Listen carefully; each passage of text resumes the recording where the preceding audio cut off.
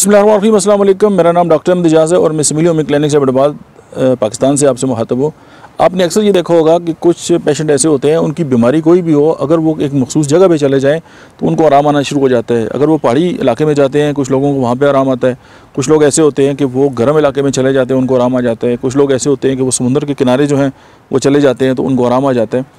और अगर किसी भी पेशेंट को समुंदर के जो किनारे हैं वो अफाका हो जाए, इसकी बहुत मेडिसिन है, लेकिन सलीशिया को ज़रूर याद रखें कि आपने ये देखा होगा कि जो साहिल समुंदर होता है उसके ऊपर जो रेत बिखरी होती है और रेत के अंदर आपको एक चमक सी नज़र आती है। वो जो चमक है वो बेसिकली सिलिका जो है वो होती है, तो वो बिलमिसल के तौर पे वहाँ पे जो है वो इस्तेमाल होती है। और कुछ लोग जो हैं वो कानों में काम करते हैं, और अगर जो माइनिंग के लोग हैं अगर उनको एस्थमा हो जाए या एज़मा आप कह लें तो उनकी दवा भी जो है वो सलीशिया है।